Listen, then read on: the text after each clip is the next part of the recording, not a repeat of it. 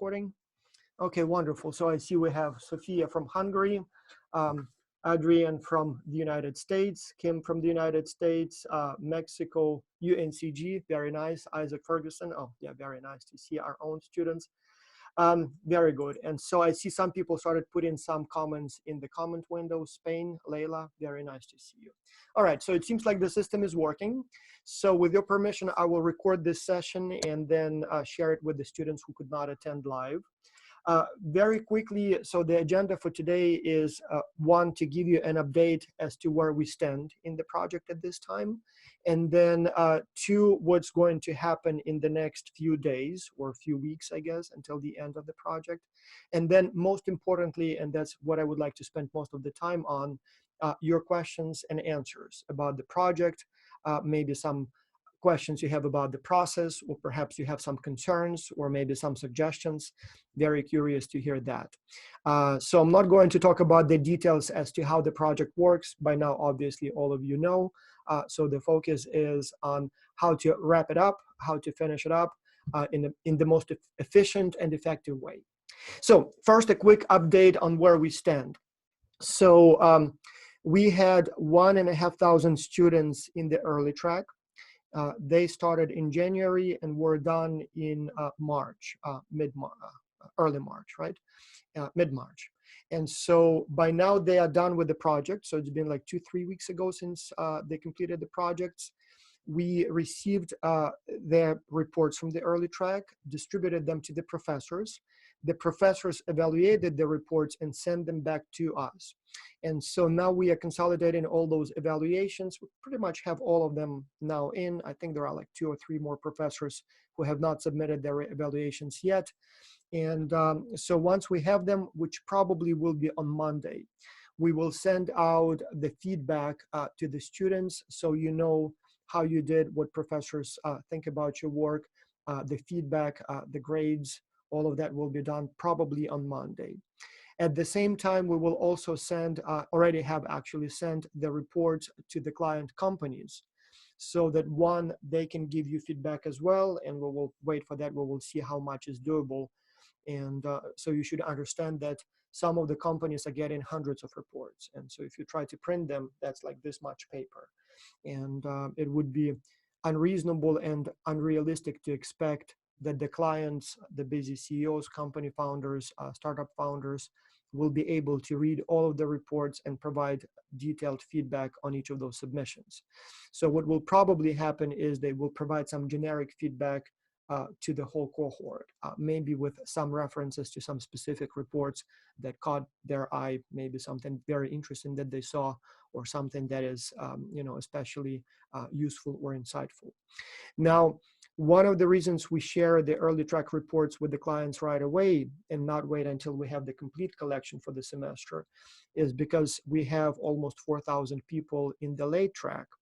And so the companies are almost the same in the early and in the late track. And the hope here is that after seeing the work of the students from the early track, the clients will have a better idea what to expect, what to works, maybe what doesn't work, and perhaps update some feedback or instructions or guidelines for the late track students. And so far so good. It seems like the clients are generally happy. ZenCV, I believe, was one of the companies that made some changes for the late track upon seeing what the early track students did. But overall, everything stays pretty much the same for all of the companies. And so the clients kind of have a better idea what to expect and what to focus on when they read your work.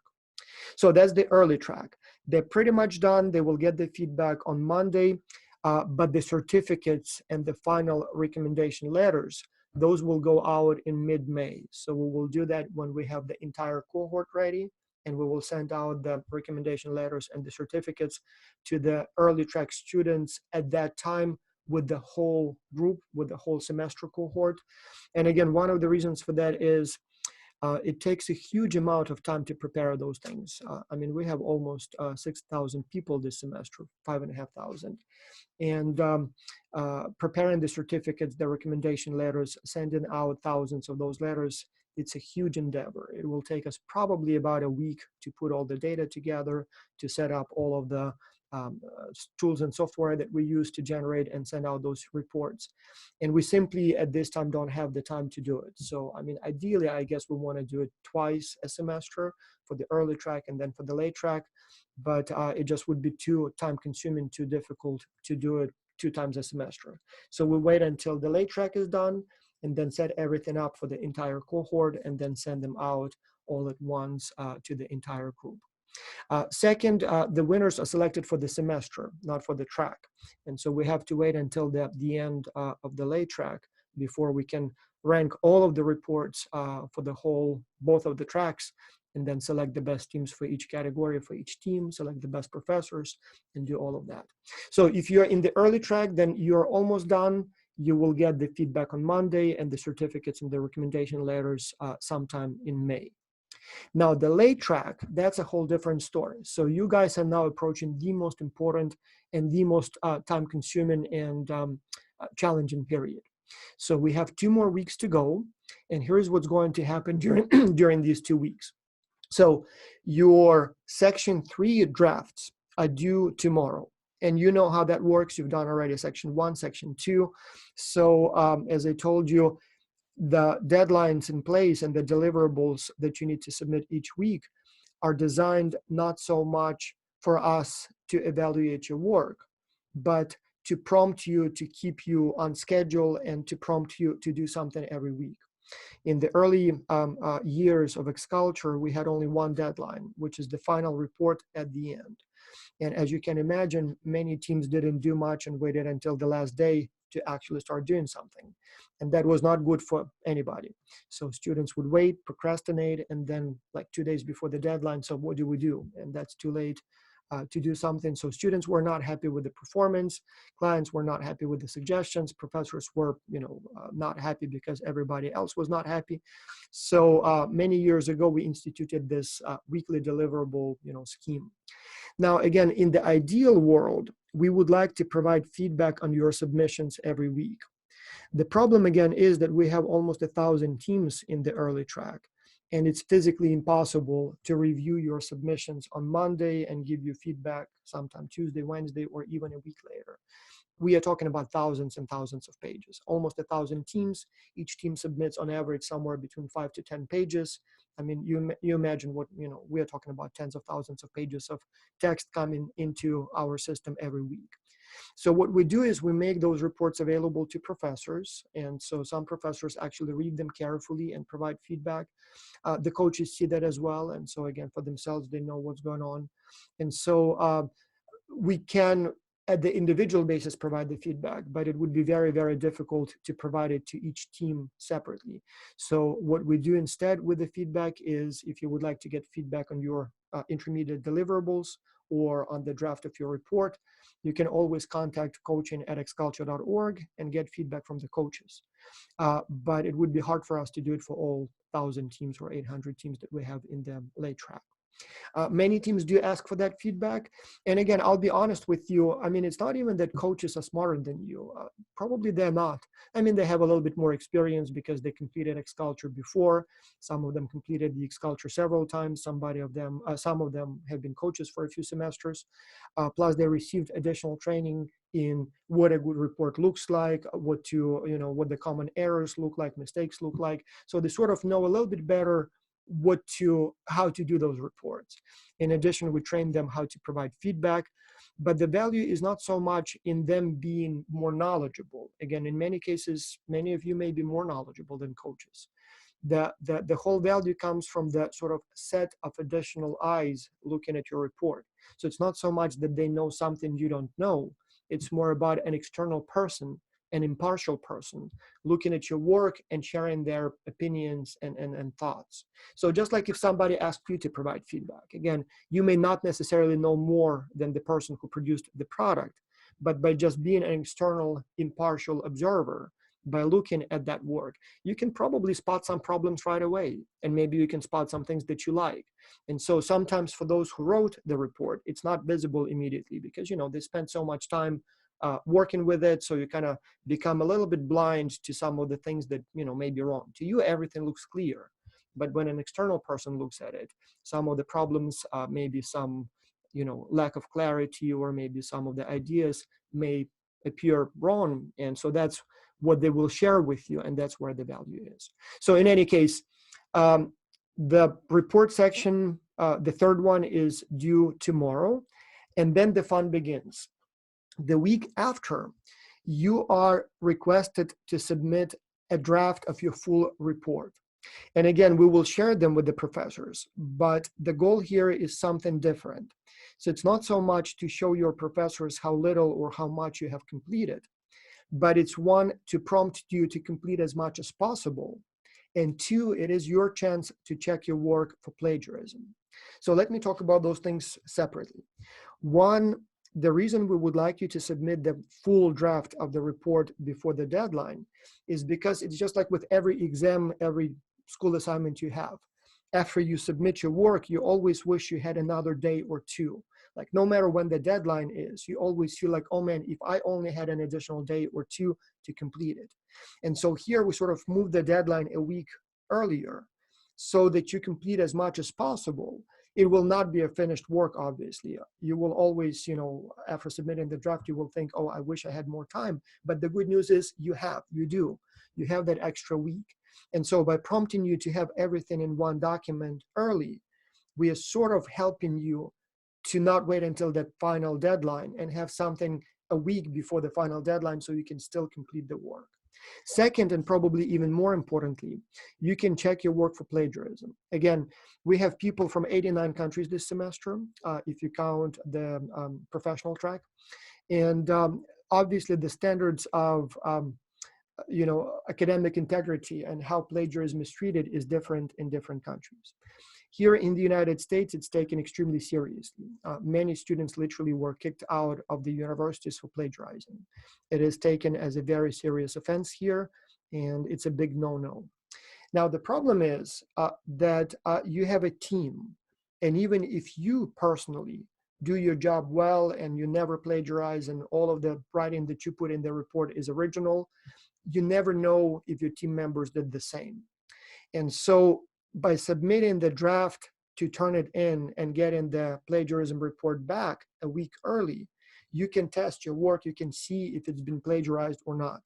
And so you will get a nice, neat report that will show you which sections of the report have been copied and pasted off the web.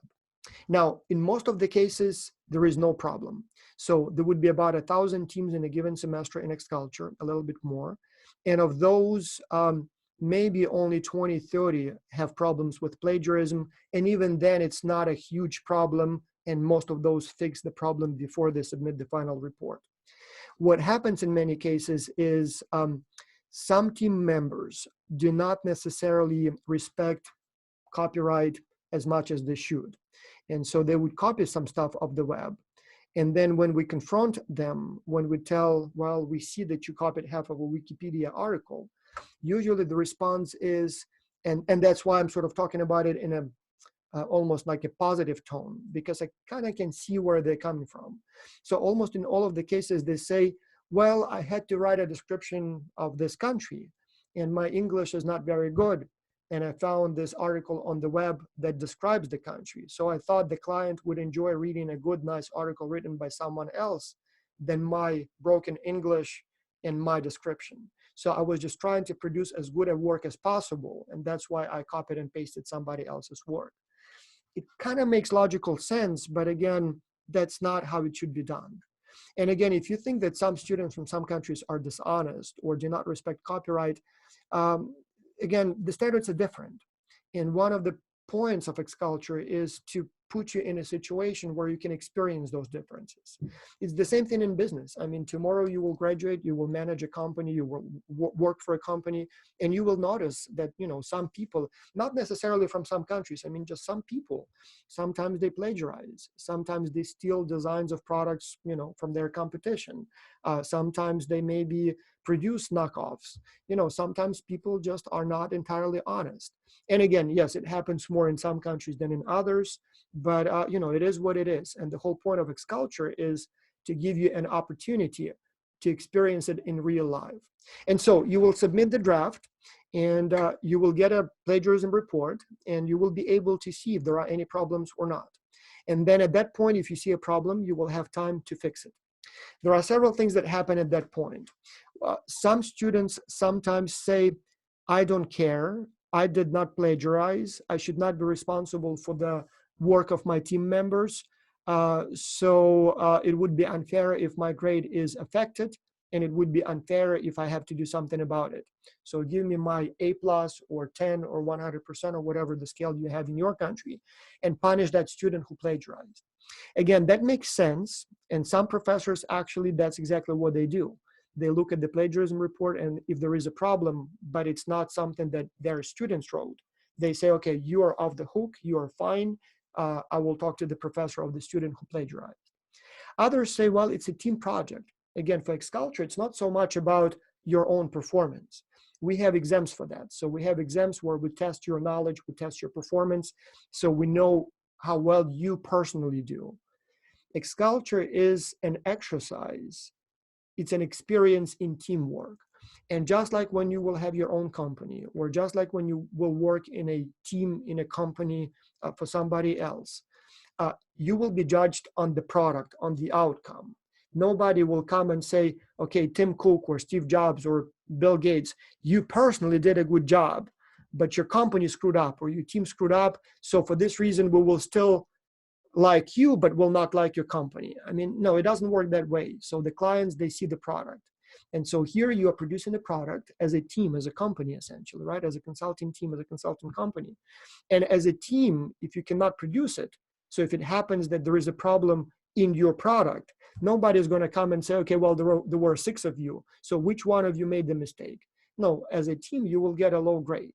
And so to some extent, the whole point here of this, preview of this check for quality before you submit the final report is so you see how you as a team do together. And if it happens that there is a team member on your team who made the mistake, well, I guess it's a responsibility of the team to fix it. And again, it's not that I don't care. I don't know how you should approach it. Should you confront the team member and force the team member to do a good job alone? Or if the team member says, I don't have the time, the coronavirus craze, stresses me out, I cannot do it. Well, if that happens again, I suppose as a team, you need to decide what you're going to do. And if I were you, I would say that, yes, I mean, we are a team. And if this team member is not reliable, we'll have to redo it ourselves. Maybe maybe another team member, maybe together. We will give that team member very low peer evaluations, and that will affect that person's grade. Usually peer evaluations account for about 20, 30, 40% of the total grade, and in some courses even more, depending on the professor. So you can punish the team member that way, but you need to find a solution as a team. Again, it's a very tricky situation, and as I said, the whole point here is not so much to force you do something or not do something. The point is to give you an opportunity to experience it, including to experience the frustrations and then maybe a sense of injustice if you did your work well and somebody in your team didn't. But that's the whole point of the exercise, so that when it happens again, when you work in a team again, you know what to expect. Because don't you think, don't believe that it will be any better the next time. It will be, every time it will be the same. There will be always someone that will, who will not do his or her job well. So whatever you experience now, it probably will happen again. So you will know what to expect, you will know how to prepare. And second, when you experience the problem, if the problem happens again, you will know a little bit better what to do about it, because you've dealt with it now the first time. So the next time you will probably have a better idea as to how to approach it. So that's the point. Now, several issues related to submitting the draft. Timing. One, you can submit it anytime you want. The system is open. You can submit it today if you're ready. The deadline technically is Sunday, and we will download everything on Monday and make it available to professors in case they would like to see what you've done. But I suppose there is no problem if you submit it a little later if you want to. I guess, why not? So it's not graded. It's not like if you don't have enough, you will get an F or whatever, again, 0 or 1 or whatever the grading system is. So technically you can submit it earlier or later. So that's for you. It's not so much for us, it's for you. Second, and this is interesting, some team members would like to submit it multiple times. So they will submit a draft on Sunday for the deadline, but then by I don't know, Wednesday or Thursday, they have a new version, improved version. They made a lot of changes and additions. So they would like to see if now there is a problem or not. Or maybe there was a problem, they fixed it, and they would like to confirm that there is no problem. You can submit your work multiple times, but there are a few things you need to keep in mind. One, the system thinks that you are a student working individually. So it does not recognize that you have a team of people there. And so it would allow you to submit the work only once. If you would like to submit it another time, the second time or the third time even, what you will need to do is it would have to be a different team member who creates a different Turnitin account, and then you submit it that way. So individually, you will not be able to submit multiple works from the same account. You'll have to do it from a different account.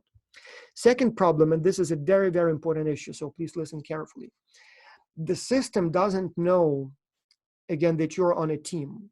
And so if John submits the assignment on Sunday, and then Sally submits another assignment on Wednesday, which is almost the same file, just with some improvements, Turnitin will think that Sally plagiarized of John. And it will say 80% of the report is copied pasted from this earlier submission. What we do here is we go manually in every day and we manually correct for that. So if you submitted before, we know, like we'll look at the report and we know if it's the report from the same team, and we sort of unclick. So we say, don't compare it to John's submission. Treat them as separate submissions, not plagiarized, don't worry about that. But it takes time. Again, we have almost 1,000 teams, and it takes like an hour just to go through the list and unclick all those similarities and corrections. So when that happens, again, don't panic. It doesn't mean that you plagiarized 80%. You have the information where the information comes from. And when you see that it came from the University of New South Wales, remember that name, University of New South Wales, then you don't worry about that. The reason it's the University of New South Wales in Australia is because that's the university that gives us access to Turnitin. And so if you submit the report once and then the second time, it says it came from a University of New South Wales submission first, and then it's the second one. As I said, we will fix that problem, don't worry. But again, it may take a few hours or maybe even a day or two. So look at the sources and don't worry if you see that it's sort of self-plagiarism, it's your own earlier report. Second, Turnitin doesn't know the difference between, for example, plagiarism and legitimate quotes. And so what it does, it highlights everything and anything that has ever appeared on the web. And I think the way it's designed is if it's 7 words or more in one sentence that are similar, then it highlights the whole thing and says it's been copied and pasted. Now, some of that can be legitimately quoted quotes, right? And so there is no problem with that. So sometimes you might want to quote somebody, sometimes you reference somebody's publication, and because other people probably referenced it too, it would be the same title, the same author. So you will have, again, like, 10, 15 words that are the same. And then again, Turnitin doesn't know if it's a legitimate reference or citation or quote, so it just highlights everything. And that's why usually 5-10% is considered perfectly normal. So if you have what they call similarity statistics of 5 to 10%, that's perfectly normal. Everybody will have 5 to 10%. Even 15% is considered acceptable. When you get to 20+%, that's when the professors become nervous. So if it's 10%, we usually think that, those are, as I said, citations, quotations, things that you probably should have in your report anyway.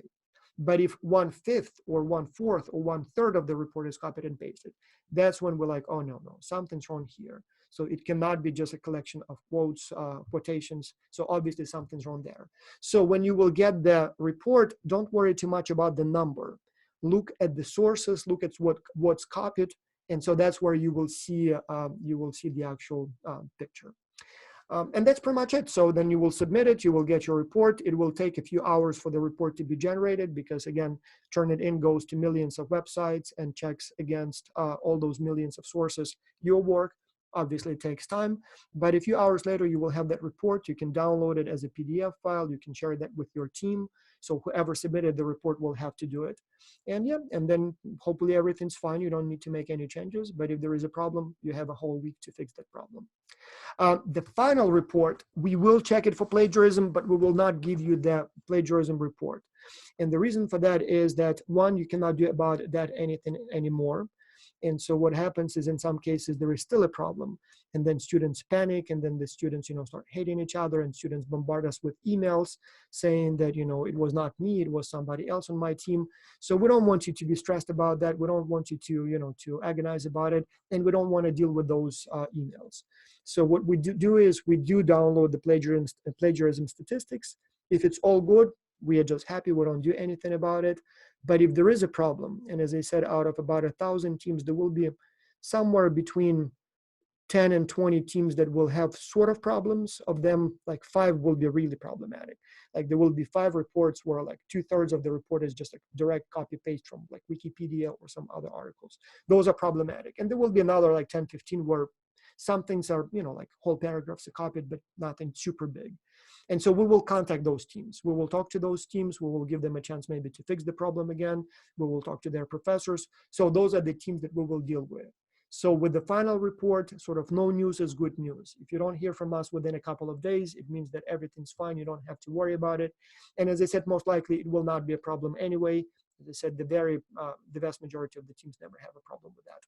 And yep, so you submit that a Friday afterwards, and then you will have a few more days to do the post-project survey. And that's where the project essentially stops.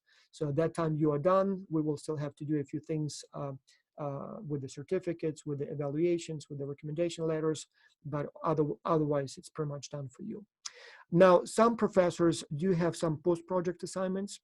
So there will be several professors who will ask you to maybe do presentations in class. There will be some professors who may ask you to do some experience sharing. And again, usually when it's done in face-to-face classes, there would be a lecture or two devoted to those presentations and discussions. I'm not sure how it's going to go with the online sessions, but I suppose it's possible. My own students, and I see some of the names here, you will need to write a reflection paper. So there will be no presentations per se, but you will have to write a reflection paper. I'll send you a reminder about that and maybe some additional instructions for how to do it, just to make sure that you learn something in the process, you reflect on it. And again, it doesn't have to be, a rosy positive thing. You can talk about the challenges you experienced, maybe things that went wrong on the administrative side. So as long as you learn from that, that's exactly what we want. It will be a little bit different for the kids and professionals. So if you are not part of a university course, if you enrolled individually, you will have to do a reflection paper, you will have to do a presentation, but that's a whole different story, and we can talk about that separately. And again, I will be sending you additional instructions for what needs to be done and how and why. Again, for most of the professors, they will do it in their class. Since you don't have professors, we will do it centrally with us. And that's pretty much it. So some companies, hopefully, will be available to see the presentations of the best teams. And again, with 1,000 teams, if we wanted to give each team a chance to present to the client, we would spend like 3 weeks doing presentations and nothing else. I mean, obviously it's impossible, even if it's only like 10 minutes per team. But what we do sometimes is we ask the best teams, the teams that got the highest ratings from the professors, to do presentations to the clients. And again, even if it's only like 3 or 4 teams, it takes like an hour or even sometimes 2 hours. And not all clients have the time for that. So, but in any case, we will try to arrange for some of those meetings. What we do for the clients, though, is obviously we send them the final complete reports, and they are very eager to see them. In fact, some of them, as I said, bombarded us with requests to not only see the final reports, but even weekly deliverables. So they have a lot of time, I assume, or are so much interested in your work that they want to see everything. Others are a little bit busier and obviously don't have the time to read thousands of pages. So what we do for them is, in addition to sending them the original reports, we also prepare something that we call the Executive Analytics Summary. And so what that is like a 30-page summary of all of the many ideas presented in the many reports. So there would be like a collection of the most recommended markets and a collection of the most recommended, pricing strategies. And then, maybe a review of the averages, like average recommended price, and maybe a compilation of the competitors or a compilation of potential distributors. And so by putting it all together on a few pages, we know that the clients will have time to read that. And then there is a link after each idea to the original report. So if they like a particular graphic or number or idea, they can click on the link and then go and read it in the final report, so that they see, who came up with that idea and read it in more detail. So we'll do that separately and centrally. Usually we use coaches to help us with that.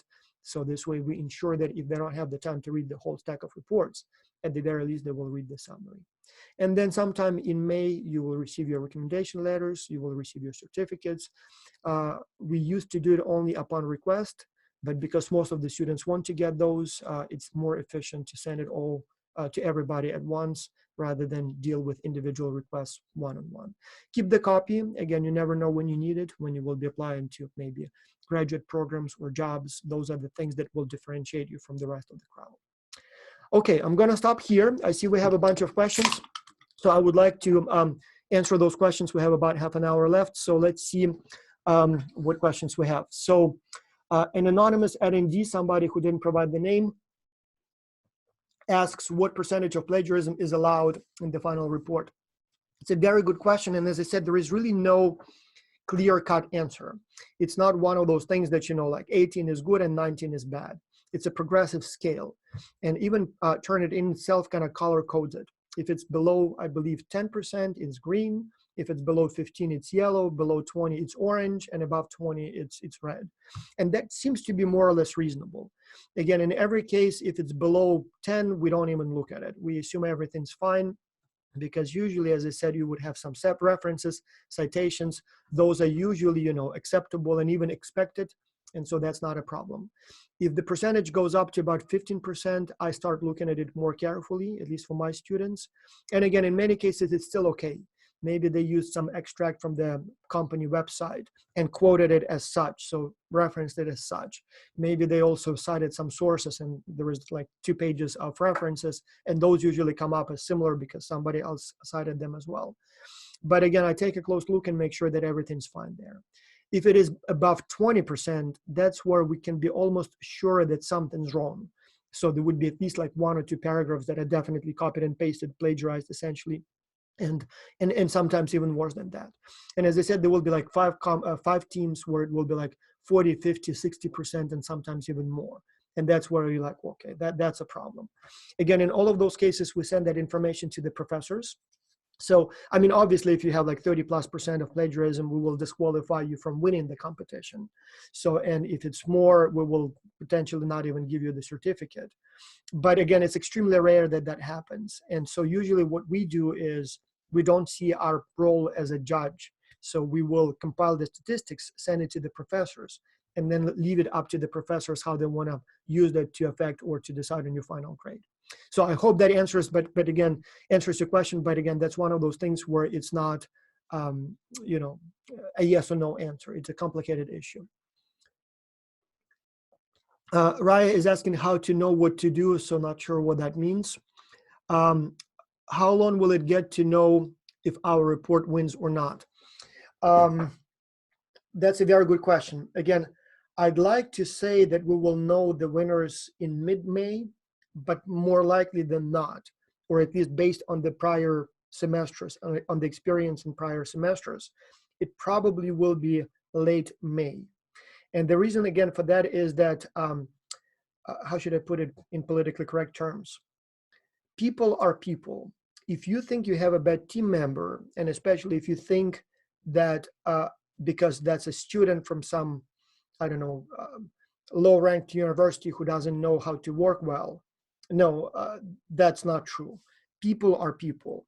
And so just like you sometimes have team members who perhaps don't do their work on time and don't do it well, I see the same problem with professors. So we have a total of about 185 professors in the project this semester with their students. And as you can expect, some of them will sort of not do their job on time. So again, some of them for good reasons, maybe somebody got sick or maybe somebody had some other things going on that absolutely could not be rescheduled. But there will be a few people who will be a little late. And so the deadline this semester for evaluating the reports is, if I remember correctly, May 10th. And so technically on May 11th, we should be able to announce the winners. But the reality will be such that some professors will take a little bit longer to evaluate the reports. And again, very importantly, some of them may have literally 150 students. That's 150 reports to evaluate.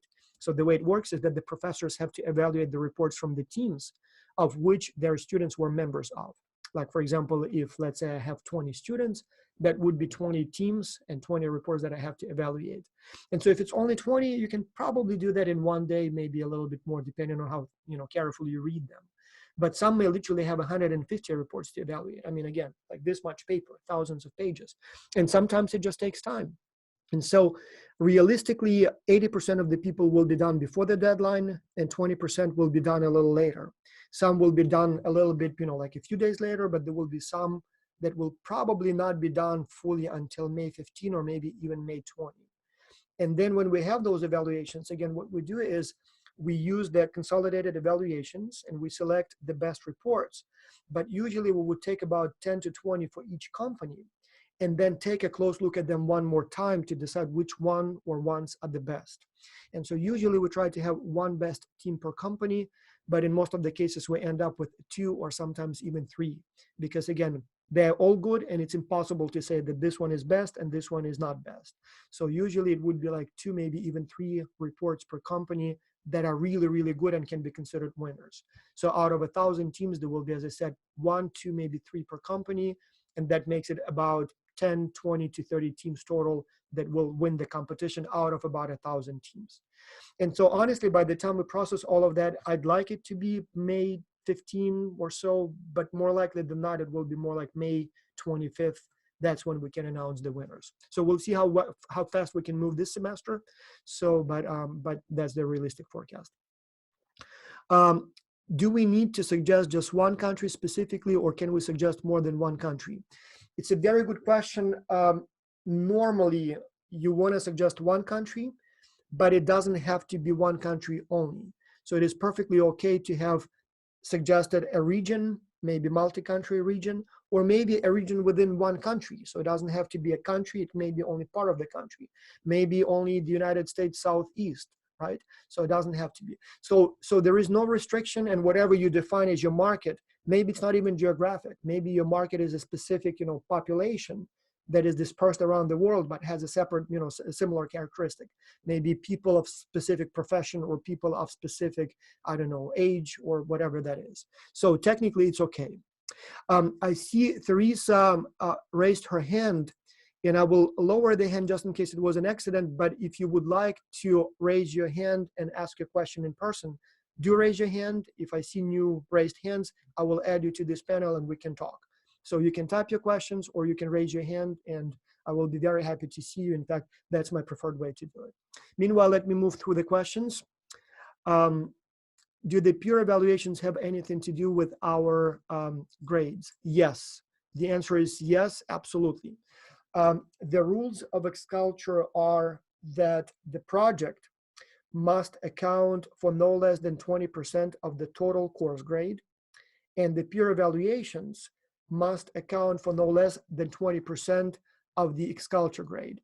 Usually, on average, I believe this semester, the Xculture accounts for, on average, for 36%, 36.2%. I did the calculation a couple of days ago, of the total grade. And so that means that some professors may assign more weight to the project and some professors may assign less weight. I have 2 courses this semester with Xculture. In one of them, that's basically the course. So literally Xculture is 100% of the course. I mean, yes, we do have the reflection paper, we do have some preparation, but it's still all around Xculture, and basically this is the course. 100% of the grade is the course. And in the other course, we have lectures. It's more like a traditional international business course. So in that one is, I believe, 35%, if I remember correctly, for me. But then again, some professors make it 40%, some professors may make it 20%, but it has to be no less than 20. Now, occasionally, I hear stories that for some students, for some professors, the project accounts for less than 20%. And that should not be the case. We have very rare cases when we make an exception, when the professor comes to us and says, where I teach, I'm not allowed to make a team-based project part of the grade. Can you please give me an exception, make me an exception, and I promise the students will do well. So sometimes when the rules at the university prohibit that, we do make an accommodation and make sure that the students work well. But to my knowledge, nobody told me this semester that they need that sort of an accommodation. So if you hear that somebody says, oh, Xculture is not, worth nothing in my course, That's not the case it should be. And if you hear about that, let me know. We'll talk to that professor. Because again, the rule is no less than 20%. Same thing with peer evaluations. Unless there is a specific rule against peer evaluations as part of the grade, we want it to be as much as possible of the total grade. In fact, if it were up to me, I would make it 50-50. 50% peer evaluations and 50% report quality. But then again, many professors feel that it's important to also reward students for the weekly deliverables, for the weekly surveys. And so there would be some sort of a balance between that and then report quality and peer evaluations. But yes, in pretty much all of the courses, all of the professors make peer evaluations a major part of your grade. So now, again, how they do it is a little different for different professors. In my case, for my students, usually I say, if your peer evaluations are 4 and above, you will get full credit for that component of the course. If your peer evaluations are 3 and above, you will get 80%. And if it's below 3, then I prorate it. So this way, as long as you do well, and usually peer evaluations on average for the whole cohort are 4.1, 4.2 average. That means that the vast majority of the students, or at least half of the students, are above 4, and almost all are above 3. So you really have to piss off your team to get low peer evaluations. So most of the students do well. But if you happen to get very low peer evaluations, usually that is an issue, that is a problem. And again, it's up to you and your professor to decide how to deal with that. But we recommend that it's taken into account, and we do share that information with the professors. Will the final certificates, very good question from Kim, sent to each student by email or to the professor? That's a very good question. There was a time when we actually mailed the certificates to all the students, then to the professors, and now we do it only electronically. As you can imagine, and I'm not sure if you ever tried to mail out hundreds or even thousands of the documents, it's just impossible. I mean, first of all, it's extremely expensive. Depending on where they're going, it can cost you anywhere between $10 to $50 per package, and sometimes even more. We used to offer the option that you can order a certificate in a frame, and we will send it to you home. And I think the price was something like $50 for that. And so we thought we may even be able to make some money. And I tried it for a couple of semesters, and I said never again. I mean, it's such a complicated endeavor. You have to get the address right, and it takes sometimes several emails back and forth. You have to deal with all of those logistics. You have to, buy the paper, the envelopes, package everything, make sure that the right address goes on the right envelope. And as I said, once you have more than 100, it's impossible not to make a mistake. And I remember from years ago, I even had photos. We have this conference room here, and my assistants are packing those certificates and sending them out. And every single time something goes wrong, and then something gets lost in mail. And then students complain. So we no longer send paper copies, just because first, it's prohibitively expensive. It will cost us literally tens of thousands of dollars to mail them to each student individually. Second, we simply don't have the resources to do it. I mean, we don't have the manpower to do it. So what we do instead is we send one, and in fact, for the early track, it was done like 3 weeks before the final deadline. And for the late track, we will do it this weekend. Your professors will receive the complete collection of your certificates in a high-resolution, print-ready PDF file. And so what most of the professors do, and we welcome that very much, in fact, we encourage that very much, most of the professors will have about 2 weeks to print those certificates on high-quality paper in a print shop. Again, I'm not sure how it's going to go this semester with everything closed, but I hope there is a way to order the print online. And they will have some sort of like an awards ceremony where they will distribute those certificates. That's what I will always do for my students. And it seems like about 80 or 90% of the professors do that, unless, again, they teach online, in which case it would be very difficult to do. So here in the United States, you can order print of certificates on high quality paper. I may even have, like for example, here is some leftovers from the last semester. So high quality paper. Here at UNCG, we even put it in a folder like this. And so we use a nice folder like this, and we put the certificate in the folder. Again, here is an example from the last semester.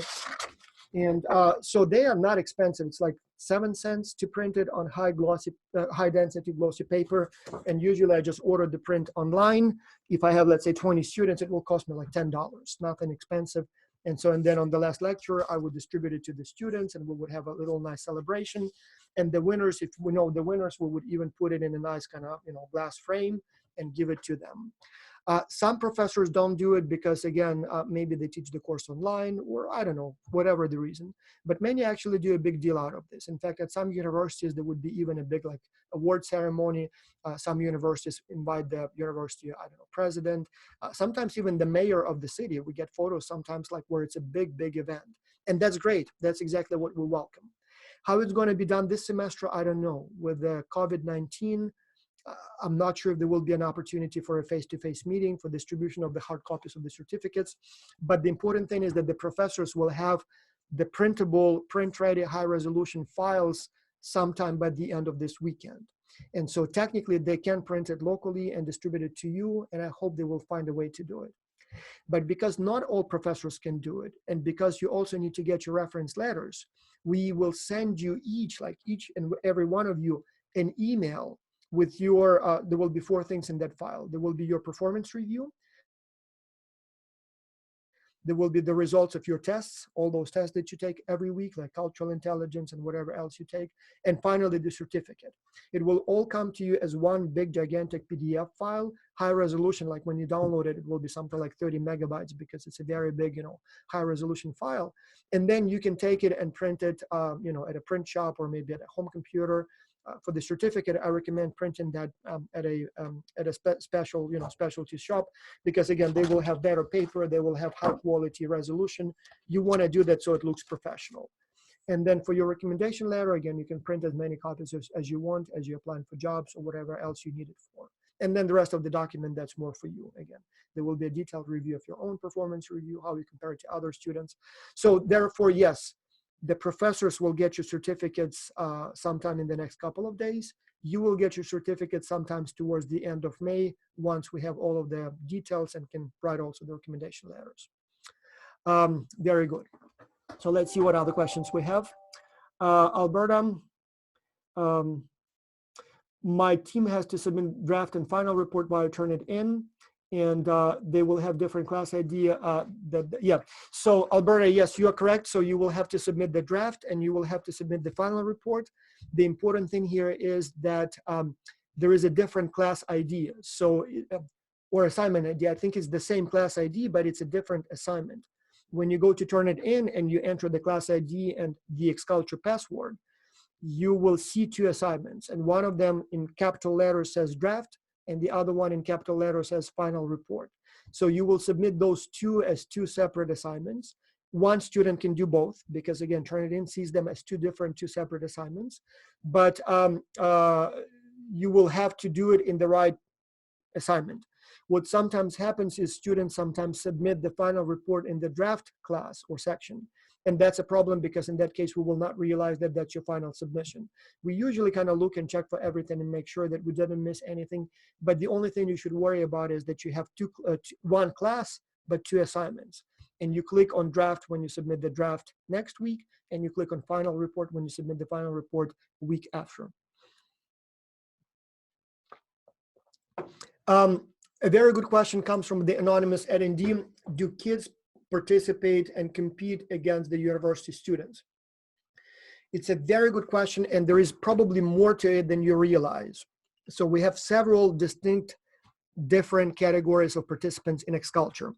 So we have the university students, but among them we have undergraduate students, we have master's students, and sometimes we even have executive MBA students. Then we also have what we call professionals.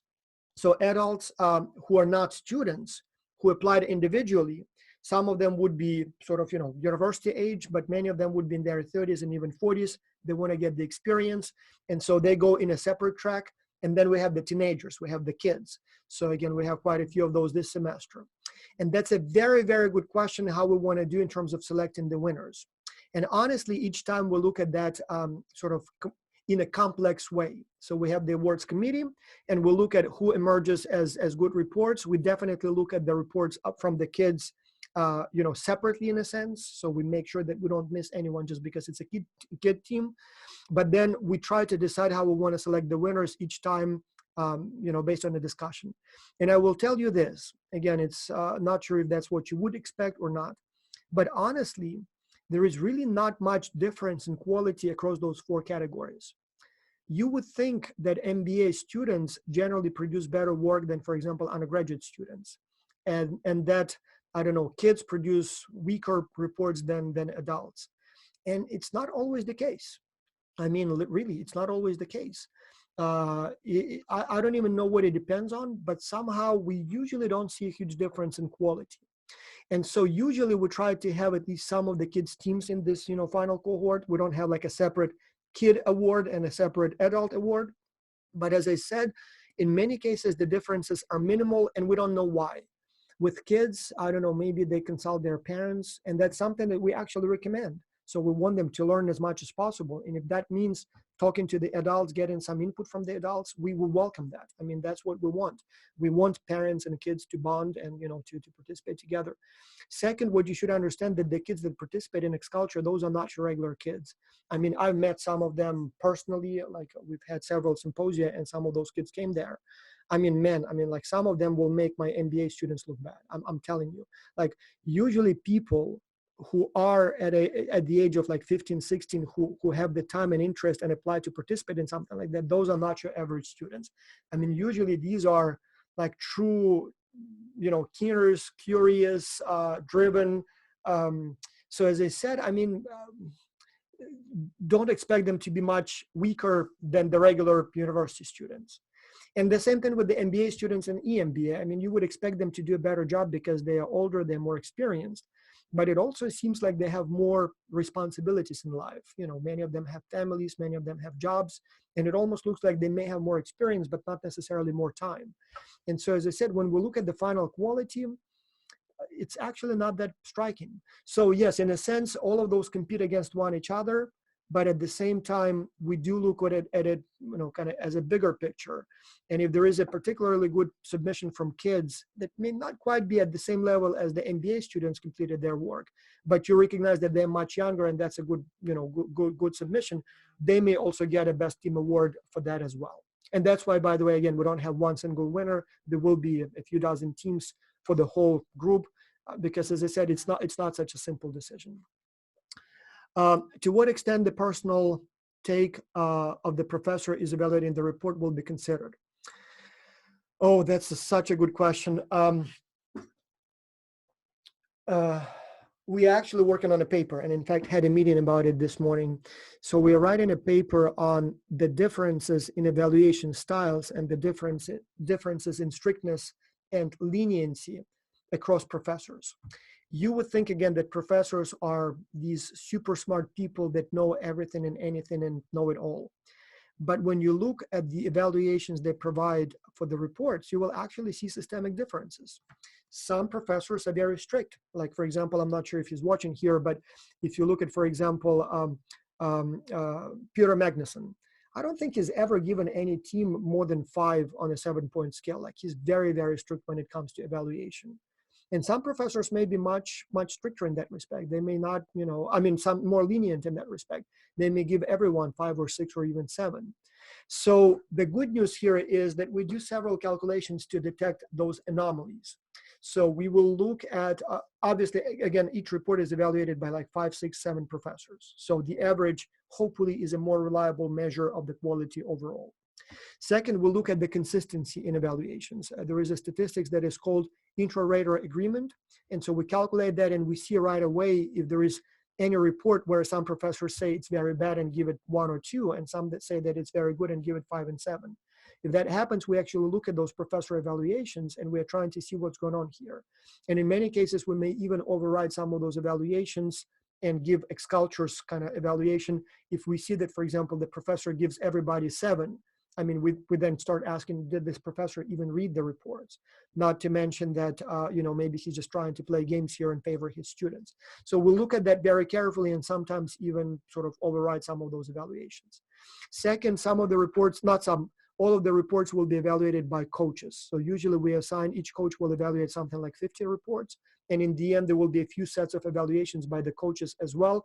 And again, we compare those to the professors and see if there is any big difference in evaluations. So we take that into account in every possible way. So the answer is yes, there are differences in evaluation styles across professors. Yes, that may play some role, but we do everything possible to make sure that it's still fair and just and reliable. And we do that by, as I said, each report is evaluated by multiple professors. And so hopefully the averages are still reliable estimates of the quality of the report. But then we'll also look at every instance when two professors have a disagreement. So we take another look at that report, trying to see what's going on there, because again, maybe some professors just didn't read it carefully or are too lenient. So we take that into account as much as possible. How to structure the report, Theresa, a very good question. The coaches actually prepared a bunch of those reports, as well as if you go to the webinar file, you have the link where the webinars are listed. If you go further down the list, there are, I think, 2 webinars linked there, one done this semester and one last, when we specifically talked about what the final report should look like, what the typical mistakes look like. We show examples of good reports, bad reports, so you can go and look at the examples there. Second thing, if you go to the Xculture website, and on the menu there on the left, you will see a link called Winners. If you click on that link, you will be able to see the winning reports from every single semester all the way back, in time. So there would be, as I said, 20, 30 teams that did the best job in a given semester. So out of, 1,000 or so teams, there would be like 10, 20, 30 winners. You can actually download and see those reports, the winning reports that won last semester and semester before that. Again, if you would like to have examples, that's where you can find them. And so you can see how they structured their reports and maybe follow that model. I still have not received replies to questions that I submitted for FAQ. Now that's something we will have to look at the individual basis. Some clients are very good at responding to the emails, and sometimes they respond within minutes, and some may take a few days or sometimes even not respond at all. This semester is especially bad, as you can imagine, with the COVID-19 crisis going on. Some companies are, scrambling and trying to do something. Like basically everybody is more stressed than usual. And so the truth is that sometimes we would ask the question and it takes time before we get the answer. So it's possible that it was missed some way. Again, we get a lot of emails every day. So it would be best to resend the question and we'll see what's going on there. Did we miss your question? Did we forget to share it with you? Or was there something else that led to no answer for a long time? Ian is asking about the demographics about the Xculture participants. So this semester we have, just to keep the number round, let's say 5,000 people. I think it's 5,500 to be precise. Of those, almost all are university students, and almost about 60% of them would be undergraduate students, meaning that they are somewhere between 20 and 25 years old. So the average age is something like 24, but that's because we have some older participants. But about 60% of the participants are undergraduate students at the university level, college level, and usually they take Xculture towards the end of the program. So most of them would be 22 plus or minus a couple of years, 23, 24, 20, maybe even, some maybe as young as 19, but usually a little bit older. Then about 40% of them would be, 30% of them would be master's students, MBA students. So they would be a little older, usually in the late 20s, early 30s. And then we have a group of people in the tracks that we call kids and professionals. We started actually with about 2,000 applicants, but then many of them didn't pass the theory test, and then many of them were not placed on teams. So in the end, after all of the selection, we have something like less than 500 people in those two groups. Of them, about half would be professionals. Usually they would be in their 30s. Usually those are the people who would like to get more experience. They have jobs, but they wanted to get more experience. So they are older and they're more experienced. And they usually would be, as I said, in the late 20s, in the 30s, and sometimes even in the 40s. The kids, most of them would be 15 or 16-year-olds, usually right before they go to college. They do Xculture specifically to train for the company, for college. We tried also younger kids. Last semester we had some as young as 10 years old, and actually that worked very well. But this semester we decided to go 13 and up, and we have a few 13, 14 years old. Again, those are very, very smart kids. I mean, we do a very thorough selection here. And, as I said, it's like out of 10 applicants, maybe one of them actually gets on the team. So we're very, very selective here and make sure that only the best of the best get in. And not only based on the transcripts and recommendations, but also we have 4 weeks of training when they do when they prepare for the project. There are 4 tests that they have to take. And so we look at all kinds of things, making sure that they are ready for the project. But most of them would be 15, 16, 17 right before college. So that's a brief answer. Now, the only problem is I think the coaches have a webinar at 11, so I think we need to stop in a minute. But let me see if there are any other important questions that I didn't touch upon. How can I know if I'm the right way with my team and with the project? You can send the draft of your report to coaching@xculture.org. A coach will take a look at your report and will tell you if there are any problems and will give you feedback. What about the online students? How are they going to get the certificates? As I said, we will email the certificates both to your professors who can distribute them to you, but every single one of you will get a certificate emailed directly to you, to your email address, whatever email address we have. It will be sometime towards the end of May, so you'll get your copy as well. What is the average peer evaluation right now? 4.1 last week. Usually we see it around 4, and usually it goes like 4.1, 4.2, some weeks 3.9. And usually we see a slight drop, like, if it's 4.